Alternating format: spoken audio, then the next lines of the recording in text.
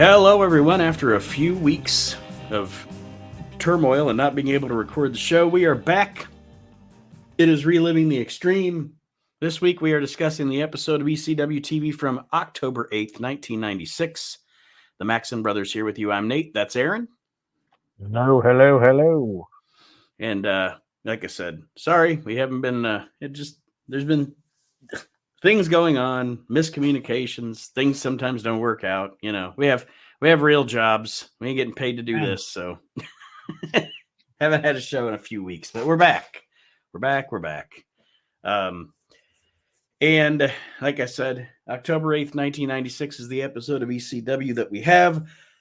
There's some good, there's some bad. There's one big picadillo that I have with this episode. We'll get to it when we discuss it. But before we get started, just as a little time filler, because I don't think it's going to take us the full hour to discuss the episode of ECW, and we're still waiting on Chad. Not sure if he's going to be joining us tonight or not. Aaron has prepared for us what you might call a little comedy routine. Hopefully it's funny. I don't know. But I was just, I like music and I like songs and everything like that. And then when I hear a song and I think about wrestling, I chuckle a little bit. I'm like, oh, that would be a good theme song for this wrestler based off their character. So I have a few of them if you'd like to hear it. Sure.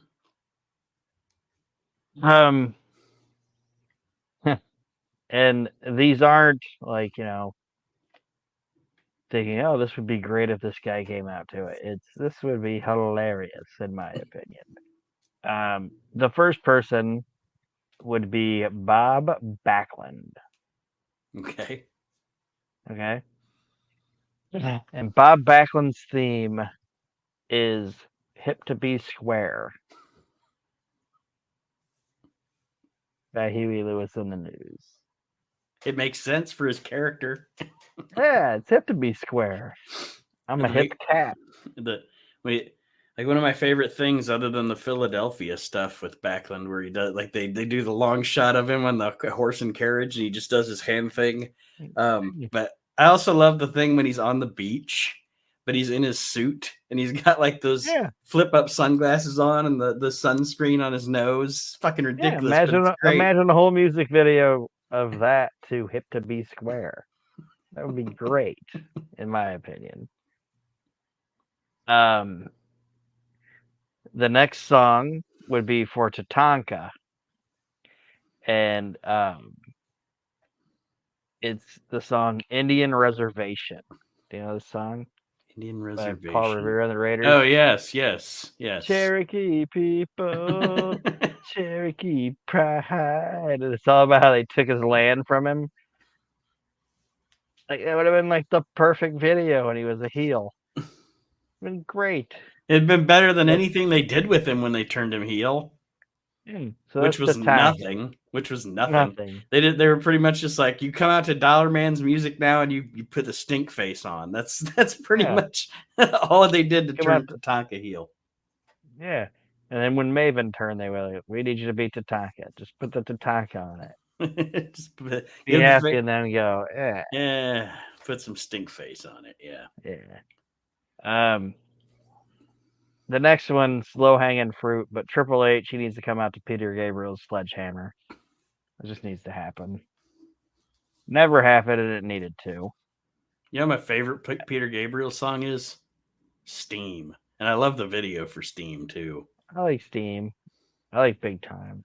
Big Time's good, but I love Steam. And whenever it comes on, even at the beginning, it's cool. It's like, you're like, all right, it's time for some funky Peter Gabriel. And you know what the funny thing about Peter Gabriel is? It's like, I like Peter Gabriel better by himself than with Genesis. Yeah. And then I like Phil Collins better with Genesis than by himself. That makes sense. Do you know that Phil Collins, I read somewhere one time, and I don't know if it's been surpassed now because it's been, I don't know, probably 10 years since I read the article, but he had so many singles he had so many singles in the 80s, and then with Genesis, his solo stuff and then his stuff with Genesis. So many singles that hit the top 40 that airplay wise on the radio, Phil Collins has been played on the radio more than anybody ever, including the Beatles, Michael Jackson. Like, because he just had so many fucking, he had so many fucking hits. Like, it was just like every month Phil Collins had a new fucking song out for like 15 years. I can get it. I just read that, and it's not the same guy, obviously, but you ever get like in like a Wikipedia wormhole and you just start reading about people and shit? Somebody did a thing saying that he might not be the greatest guitarist of all time or whatever, but Jerry Garcia is the most recorded guitarist of all time. Makes sense. Between everything that Grateful Dead did, and then the Jerry Garcia band, and all those concert tours Yeah, that were recorded, all the live albums. Yeah, they said it's like 15,000 hours or whatever. This guy just jamming out, and he's like the most recorded guitarist of all time. That's nuts. The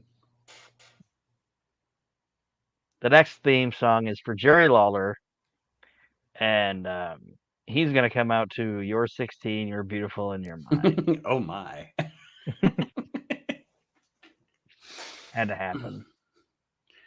I couldn't find any songs about someone being 14. So we're gonna get to it when we get into 97.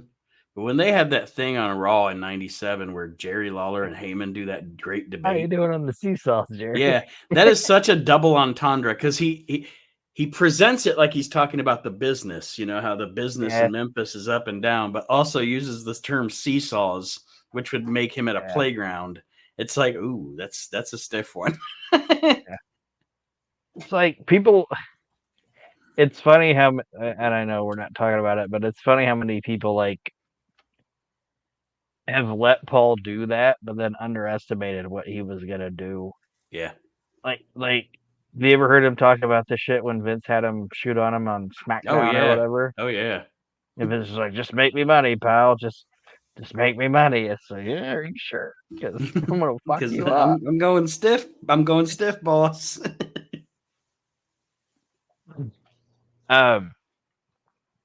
The next one, I don't know why it's funny to me, but it is. And I'm going to give you the song before I give you the guy, because I want to know if you know the song. Do you know anything about the Mighty Boosh? Like old Greg? Oh, yeah. I've seen a couple of those videos on You know, like Love Games? Are you playing those love games with me? You know that song? Yes. That's going to be given to Greg the Hammer Valentine. Well, good, because that man could use a theme song. Yes. So Greg Valentine's coming out to Love Games. Because WWF, when he turned babyface, they gave him music, and it was that silly thing with the hammers at the beginning and then just some like horn music. And then WCW gave him one of their out of the public domain vault songs. So the next one, and I'll let you guess this guy. The next song, the theme is by Guns N' Roses. I used to love her, but I had to kill her. Who's getting that? Benoit? Oh, goddamn, that would have been funny. But I gave it to Jimmy Snuka. Yeah, well, yeah, that works. So Jimmy Snuka comes out to it. I almost gave him Psycho Killer by Talking Heads. So I'm like, nah, I'm going to give him I used to love her, but I had to kill her.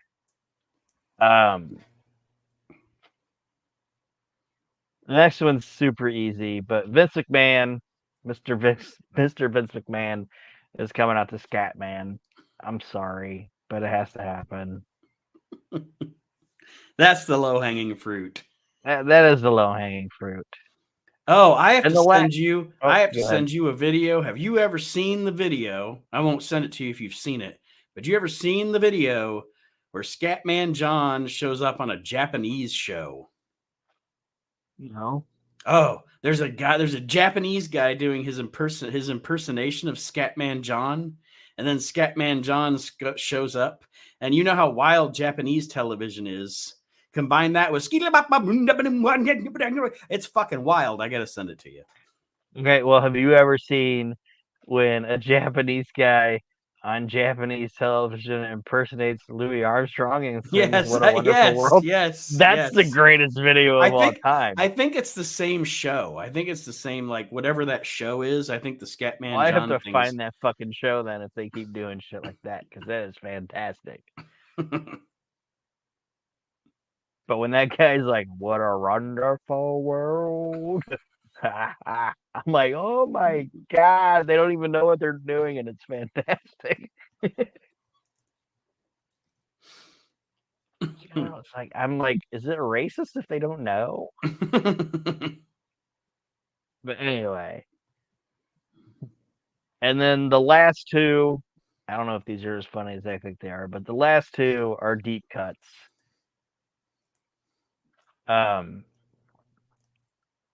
It's gonna be the Black Scorpion, and he's gonna come out to the great song by heart, "Magic Man."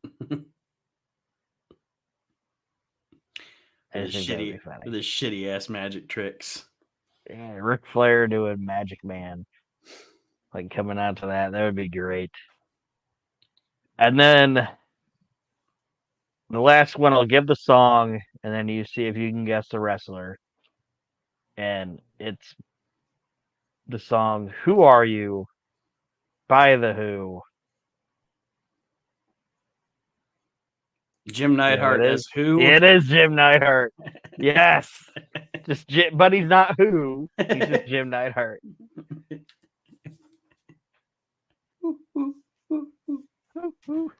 I really want to know. I just think that would be great. So I know it might not be as funny as I think it is when I'm drunk, but I thought it was fun shit. I always said that, and I may have even mentioned it in the past before, but I always said that back in 2002, when Hogan made his comeback to WWF and he was like super over, they should have at least done a video or something for him to the song "Forgot About Dre." You know, because he came back and it's like, I've been gone for 9 years. You forgot about Dre. Yeah, and it's fucking awesome. All right. That might be. Sorry. No, go ahead. I was just gonna say, is that possibly the greatest, like, comeback of all time? Hogan to the WWF.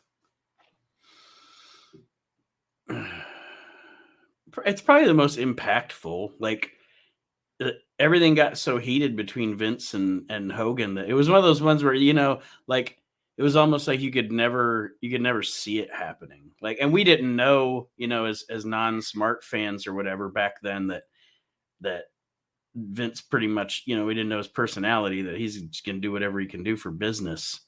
But you know, but I just mean on the aspect of, like, when he came back, that company didn't think that he was gonna be what he was. You know what I mean? Like, everybody knew, like, oh, when Triple H comes back, he's gonna be over. And I know he got a bigger reaction than people thought or whatever, but, like, I don't think that company realized, because they tried to shit on him for so many years or whatever, how much that guy, and I know we've heard things about him after it or whatever, that he might not be the greatest human being or citizen on the face of the planet or whatever, but I don't think that, like, I'm just saying, on when he came back, they thought, oh, they're gonna hate you. Yeah. And when he came back, that it was the most territorial type feeling that had ever been since the territories died, if that makes sense. Yep, but they didn't realize the love and nostalgia that the fans were going to have for Hogan. Yeah. Even though they had, you know, they'd been through the Attitude Era with Austin and Rock and everything, it was still like, you know what?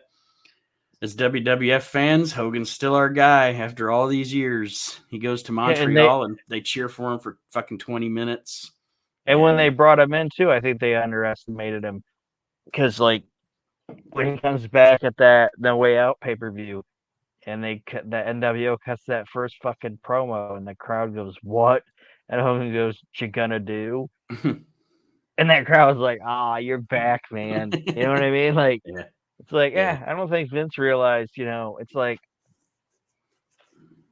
you didn't make Hogan, Hogan made you.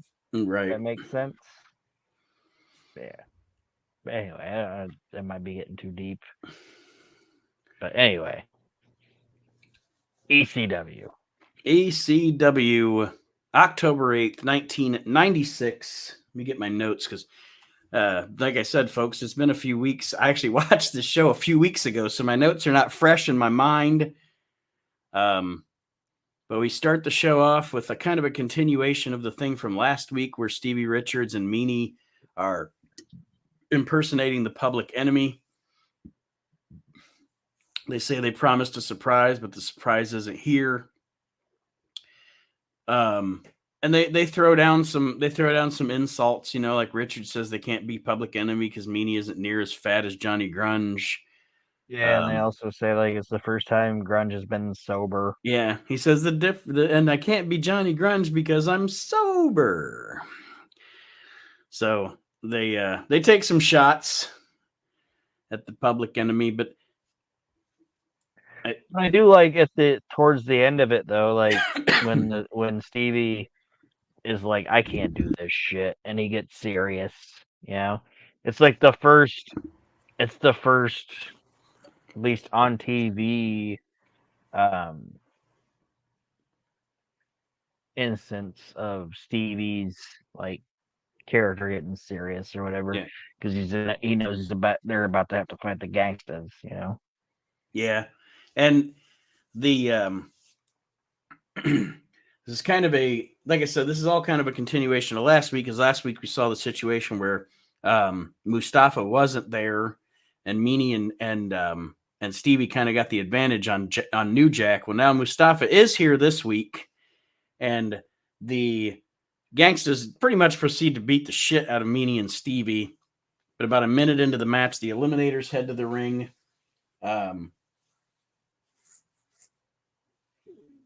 They Tag everybody. Yeah, they pretty much tag everybody, including the referee, Stevie Richards. They hit Meanie with total elimination. And then they also hit New Jack with a total elimination as well. I don't know why. Maybe they just have it since they've been focusing on Doc and Gordy for the past like month and a half or so. I kind of thought the Eliminators, in my mind, the Eliminators Gangsters feud was over. Like I like this kind of refreshed. It kind of was. It kind of was, and that's something that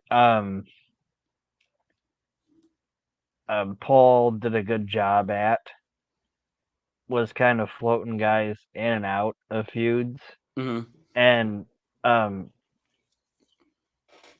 part of it I think is because like he still he's running his big shows. He's running one building. You know what I mean? Right. So you can't be like every week, hey, come watch the Eliminators versus the Gangsters. Come watch the Eliminators versus the Gangsters. Come watch the Eliminators versus the Gangsters. It's like, now you gotta, spike some other shit in there. Kind of like he did with Raven and Tommy. It's like, yeah, you can't be every 2 weeks you're gonna watch Raven and Tommy. You gotta sizzle some other shit in there. Well, and I can tell, and I know that Hunter is the main, like he's the chief creative guy in WWE now, but you can tell that Heyman is involved in the creative process now more than ever, because there is some stuff like his kind of storytelling in WWE now. Like they have layers of the stories. Like the Cody Roman Reigns thing is still underneath, but Cody's also got this thing going on with Kevin Owens, and Roman's got this thing going on with his family, but there's still, every few weeks we make sure we see some interaction between Cody Rhodes and Roman Reigns just to remind us that it's still there. You know what I mean? And Cody has the Gunther thing going on too. The Gunther thing going on, or it's like it's not as big of a program, but like Jey Uso and Braun Breaker. Braun Breaker has broken into now Braun Breaker somewhat being involved with Xavier Woods and Kofi Kingston. It's like, so it's just like it's layered, and it's not 50-50. These guys wrestle each week and one wins, one loses. That's what you would have had if you don't put these layers on shit, Right. And I like like Xavier. Oh, sorry. I was just gonna say, like, I like Xavier, the fact that they're changing the Intercontinental title back and forth. It's not like somebody isn't gaining the advantage and having this really long reign. Like, they're changing it back and forth. I don't know. It's much more interesting this way. I was just gonna say, like, with like Xavier Woods. I know we're not trying to talk about modern product or whatever, but everybody's like, "Oh, Xavier Woods is about to turn," and it seemed like, "Oh, it's gonna happen." Well, then Braun ended up getting involved in this situation, so it kind of like pushed back Xavier Woods possibly turning on Kofi, because Woods' character is gonna be like, "Oh man, you ain't gonna fuck with my boy." Right. You know what I mean? Like, I know his character hasn't said it, but it's almost like, well, if I'm not gonna let somebody else beat him up. You know what I mean? Yeah. Like, that type of situation. And I think that's why ECW and Paulie did a good job with sprinkling other people into these feuds, because it kept guys away from each other, and then once they finally did lock up again, it felt fresh again. Yeah. Well, after that, we get Joey opening the show, and he tells us there's some bad news coming for Stevie Richards. He goes through. We get more video on the history of Raven, Tommy Dreamer, and Sandman. Excuse me. Joey tells us that Todd Gordon and Paul E. were notified that Raven is taking a leave of absence for personal reasons. So tonight, Stevie Richards takes the place of Raven and defends the title for him, and that was my picadillo. I have never been a fan of someone defending the championship for someone else. I do not like it. I'm not indiscriminate about it. I didn't like it when they did it like in WCW where Vader defended Rick Rude's title. I think the champion should defend their title or vacate their title. Does that make sense? Yeah, I agree. My note is apparently ECW accepts PTO. It's the only wrestling promotion with benefits. Yeah. Right. I was like, "Hey man, I need some personal time off. This work-life balance isn't working for me, brother. A little PTO." I think I've accumulated some floating holidays. I'd like to take them. Yeah.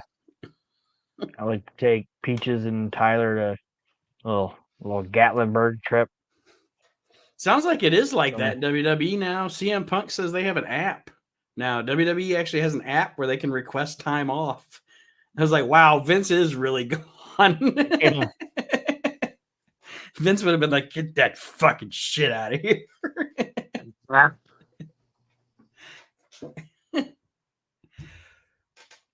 right. RVD and his wife started a wrestlersonly.com thing. Did you see that? Yeah. Yeah. Did you see the commercial that the Usos made with Naomi for it though? I did not. It's really funny. There's like a part of it where like Jay's like, before wrestlersonly.com, the only wrestler I ever saw naked was my brother Jimmy. They should have said Midian. Well, it's because they're little brothers, Yeah, I know, their brothers I know. or whatever. But I get the joke. I just yeah, it's a funny commercial though. You should watch it. Let's see here. So our next match on the show is Mikey Whipwreck versus JT Smith. And JT Smith is joined by the Bad Crew and Sal Balomo.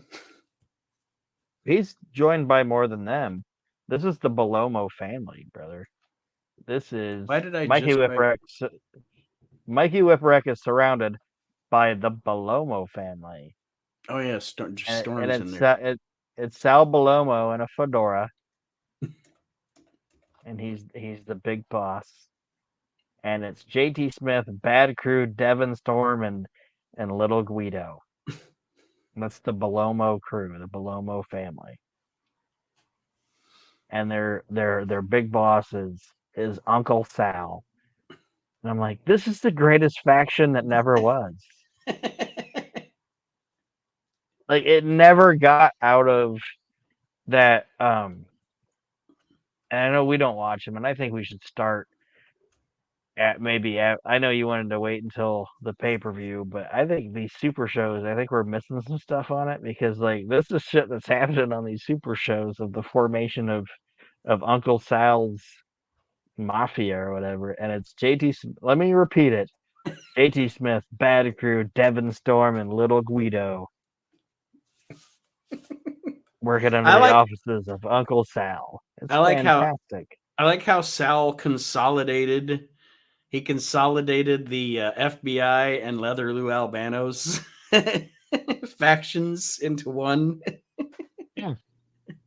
And what I love about it, and Paulie did a great job doing this too. I shouldn't say great job, but something that I like that ECW would do was, and this might sound dumb, but it was like when the first Nation of Domination formed, they put those guys together. And I know we made fun of like Tatanka not changing or whatever, but like they put like Crush and Savio and Farouk and all these guys together, but they didn't really change their gimmicks. They just formed it, Like Uncle Sal is doing like a mafia gimmick with the FBI, and then they put like Bad Crew and Devin Storm in there, but they didn't put him in like mafioso like outfits. They just left him the same. Yeah, Devin Storm still in like his Marty Jannetty tights. And Bad Crew's still wearing their fat guy tights and put off shirts. It's like, this is like I said, the greatest group that never was. Uncle Sal's mob. Well, Uncle then they have a really good match. Yes. JT and Mikey. As ECW begins to grow, JT and Mikey are still the home arena boys here, from way back, still kicking it in ECW. And they, like Aaron said, they have a good match. There's friction. There's friction with the heels here. There's friction within Sal's family. And I wrote down the look cracks me up for Sal too, for some reason. Like, this look cracks me up. Uncle Sal, he's got his fedora and his shirt and his pants, and it's like, I like the fact that in 1996 Paulie was still doing it wasn't like the main thing on his show, but he's like, yeah, let's get Sal a payday and just have him on the show. I'm sure it wasn't expensive for him or whatever, but I wish Sal would have continued more. Oh, I agree. The ECW. I agree. So essentially what happens here throughout the match is the heels keep trying to get involved. Mikey keeps thwarting the heels as they have friction amongst themselves because they can't put this little fucker down. And then Mikey winds up winning the match with a Hurricane Rana. And it's a fun little probably like 8-minute segment that's really good, really entertaining. Yeah, and it's fun watching the evolution of Mikey Whipwreck too, because it's like I don't think Mikey was ever bad at all, you know. So don't Would you like would would you get me wrong with that, but I think watching him evolve in ECW, it's like yeah, before like he did all the selling and like he'd fall flat on a guy, but the guy like Mikey just kept getting better and better and better. yeah. What were you gonna ask? Sorry. Oh, I was just gonna say, um, it, he didn't get to do. Would you say he's one of those missteps for the Monday Night Wars because they brought him into WCW and they just didn't use him right. They could have done so much more with him. I think.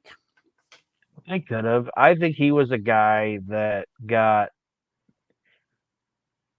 I don't want to say it. I think he got signed by WCW because they were wanting to take people away from ECW, and um, '99 was a weird um, time for that company where it was like Eric was in, Eric was out, and Sullivan was kind of bouncing around.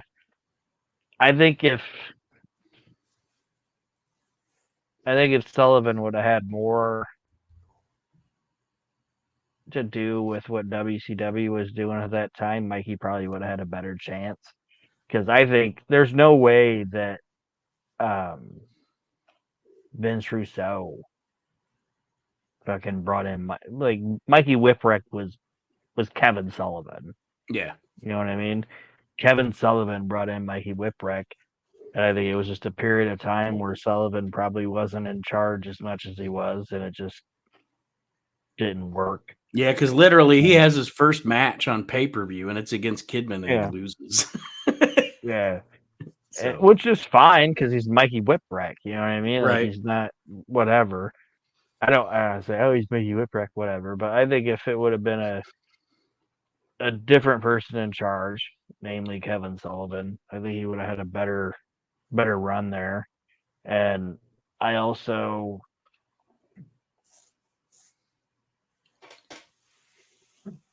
and I know I shit on the guy a lot or whatever, but I just wasn't a big fan when he got into the WWE or whatever. But I think Mikey is better in a role of being like the small underneath bumper guy than Spike, in my opinion. But mm-hmm. that's just me. And I think in '99, if Vince would have got it, I mean, it might have been a different deal. I just think he got lost in the shuffle of the clusterfuck that was WCW 1999. I agree. But I agree. I'm glad it happened though, because I was super like him going back and being with James Mitchell and Tajiri is some of my favorite shit. And we're gonna get there eventually, but I love that shit.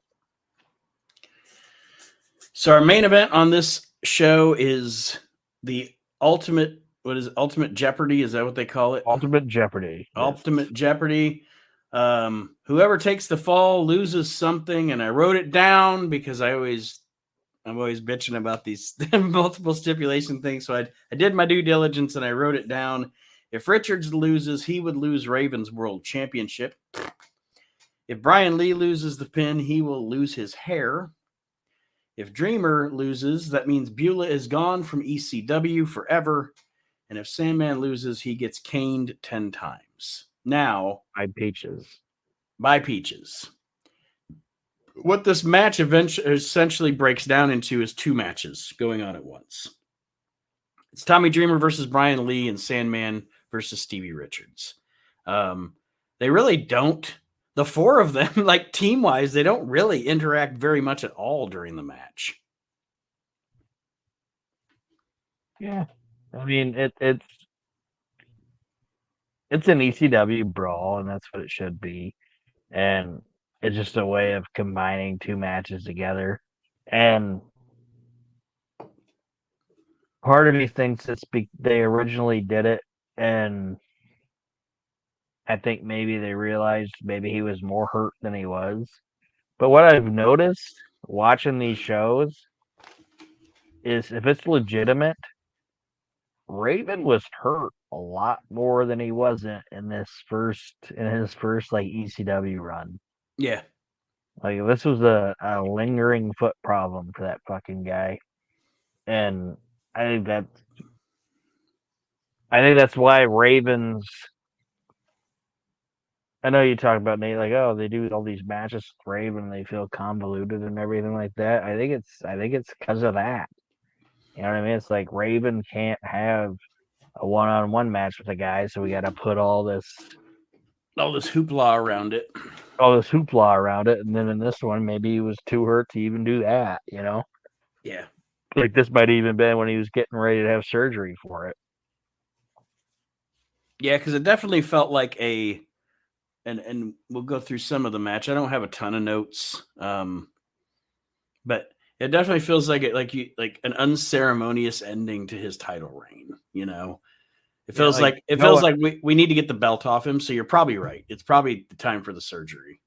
Like going into it, I thought like this is gonna be like I forgot about the title switch. So part of me thought it's like, oh, Stevie's gonna get put in here, and then Raven's gonna show up, and it's gonna be some fuckery or whatever. And turned out Raven actually wasn't hurt or didn't take time off. He was waiting in the parking lot, and he screws over Sandman, but that's not what it was.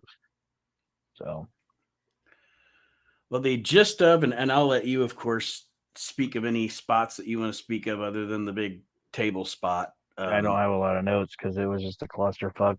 Yeah, the gist of the matches, because like I said, it's kind of two matches going on, is Tommy and Brian Lee obviously pair off and they do like the walk and brawl thing. So they're all over the ECW arena. They're into the fucking bathroom. They're fighting on the outside of the ring and the ring area, whereas Sandman and Stevie are kind of having a match inside the ring area with Laurie Fullington continually trying to get involved, et cetera, et cetera. It's funny because I wrote down at the beginning, not realizing what was actually going to happen, but I wrote down at the beginning of the match, I was like, why is Peaches wearing that ugly fucking dress? Like it looks like a potato sack. Now, what I didn't know is that Sandman was going to rip it off of her, and it was probably an easy dress to rip or something. But I was just like, that's an ugly fucking dress. Like she's not even trying to look attractive in that thing. It's probably, well, I got this at the. I don't know. I was trying to think of a shitty clothing place. Got this at Hills. Yeah, I was gonna say Value Merchandise. Got this at the Value Merchandise. Yeah, Value City. I have this shit. That's what it was. Value City and Service Merchandise. I got two chains, two former chains mixed up. Yeah, Value City. Got me an ugly ass. I got me an ugly ass couch, an ugly ass dress. Value City was a crazy place. It would just have wild, like, just you never knew what you were gonna find at Value City. Yeah, we loved it. And they'd be like, we just got in a truckload of suits, and they're just the ugliest fucking suits you've ever seen. Like that shit I was talking to you about with Martin Lawrence, got a short sleeve suit. Yeah. My favorite, just short sleeve suit. It's one of my favorite jokes. Got a love seat with mismatched cushions. Just all kinds of shit. Like, it's crazy. Fucking recliner with no cushion for the feet.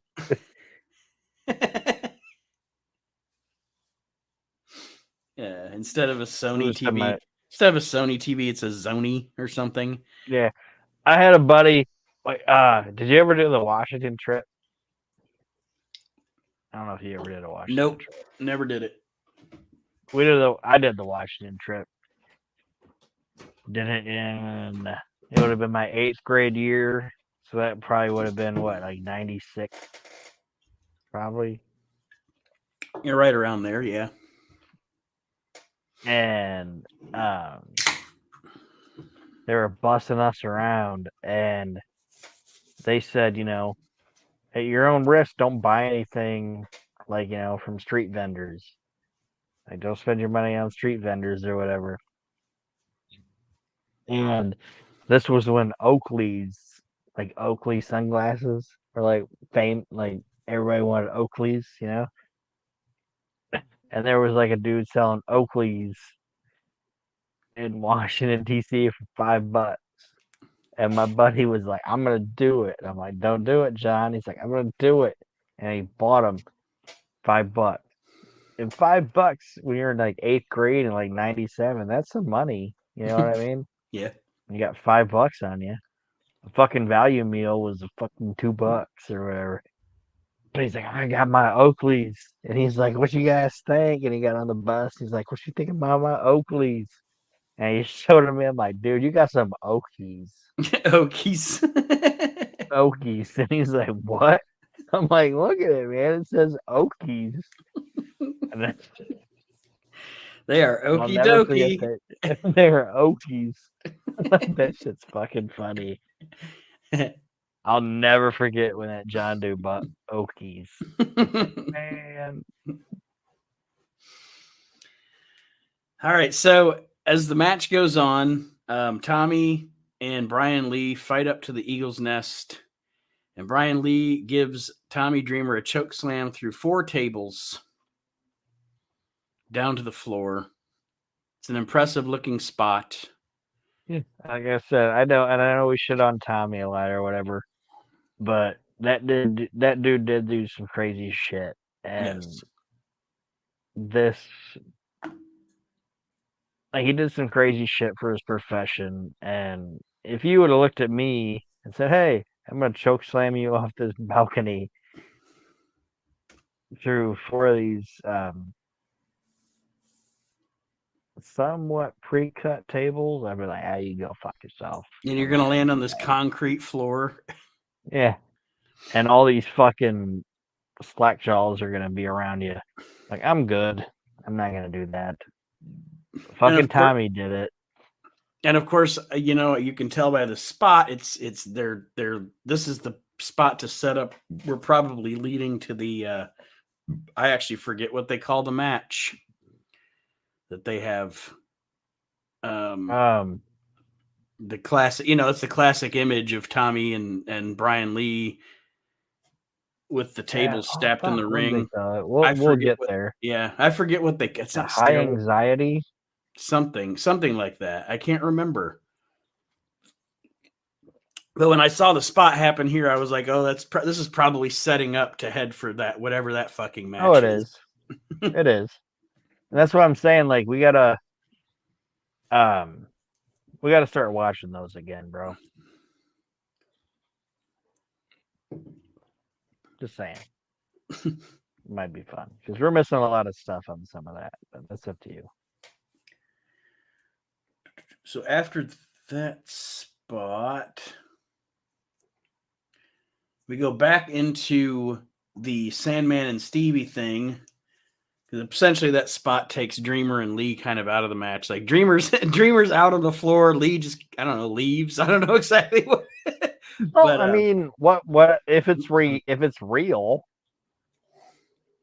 If it's a real situation, and you just slammed a dude off a balcony through 4 tables, would you be like, "Well, I should stick around," or would be like, "Oh shit, I better get out of here. I better jet." Yeah, some people are probably going to ask some questions. I should probably get out of here. Well, this is when I said Lori Fillington gets her clothes ripped off by the Sandman. So then she gets pissed and canes him. It doesn't really have any effect on him. He grabs her. Stevie comes in from behind and uses the distraction to get a Stevie kick for a 2 count. But he doesn't. Sandman kicks out. Reading my notes here. Stevie gets the cane, swings it at Sandman, but it's a swing and a miss. Swing and a miss for Stevie Richards. Sandman hits him with a DDT, pins Stevie 1, 2, 3, and becomes the new ECW champion. The match itself was fun. It was fun. ECW insanity. I hate to be a stickler. I hate to be that guy. but I hate when someone defends someone else's title for them. I So, agree, but it same was man. also a decent clusterfuck way of getting the belt off a hurt guy, and but I know what you're saying, but at the end of the day, the crowd was into it. The Yeah, crowd yeah. wanted. The Oh, crowd and wanted. it's The crowd ECW. wanted Hack. They don't fucking care anyway. You know, whatever. The crowd wanted Hack to have the belt back, and they chanted "Sandman" and all that shit. So it moved on, and at the end of the day, he sent the crowd home happy. So Yep. Hogan must and pose. and at the end of the day, every company's done it. Oh yeah. Oh yeah. Everybody's done it. You know? Like WCW did it, and the reason they had to do it was because they taped like 2 months worth of programming before they'd get to a pay-per-view. And some guy broke his foot. Yeah. You know, so well, now we got to do this. Or Vince even did it with the fucking dudes with attitudes and Yoko and Owen and Bulldog. You know, I Yeah. think Owen's kid was getting born or whatever, so they had to replace him. But I mean, it is what it is. That one never made sense to me because Owen actually shows up. Like Yeah, at the I don't know that. I don't know about that one is always. I have to go back and see if it's in my torches anywhere. Why I don't know if Owen was like had a one night injury or what, but like they replace him with Bulldog, and then Owen comes in and at the end of the match and loses the fucking thing anyway. That one never made sense to me. But folklore always was that his kid was getting born, so I don't know if that's true. But I'm just saying, like every company's done some bullshit like that. yeah, So it is what it is. But at the end of the day, it was an entertaining match, and it got them to where they wanted to be with it. And like I said, I don't know. I could be wrong, but I think they did it because they had to rush it to get the belt off Raven because he was probably more hurt than they thought he was. He had balloon foot or whatever he fucking had.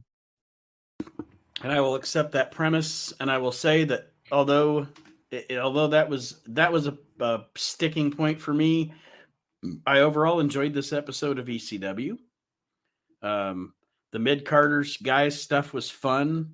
The main event was a train wreck, but it was a fun train wreck.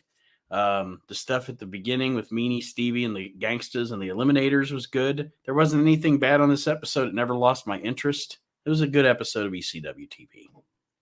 Okay, I enjoyed it as well. That being said, we're going to sign off for this week. Just a reminder, if you like to listen to your podcasts on YouTube, you can listen to Reliving the Extreme and the We Can't Wrestle podcast on YouTube now. It comes up just pretty much the same time as it loads on the audio podcast apps.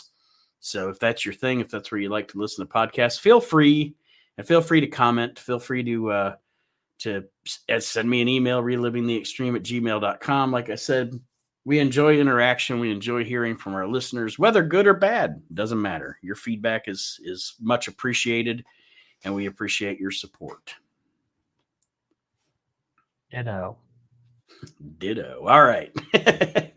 We will see you again next week, everybody, as we continue reliving the extreme. If you're following along and watching along with us, of course, next week's episode will be October the 15th of 1996. I haven't watched it yet, so I have no fucking clue what happens, but we'll see you next week. And hopefully this whole little drought we had for a few weeks was just a one-off kind of thing. We'll be back on our regular schedule now. See you next week, everybody. I've said next week like 400 times, so bye. Next week.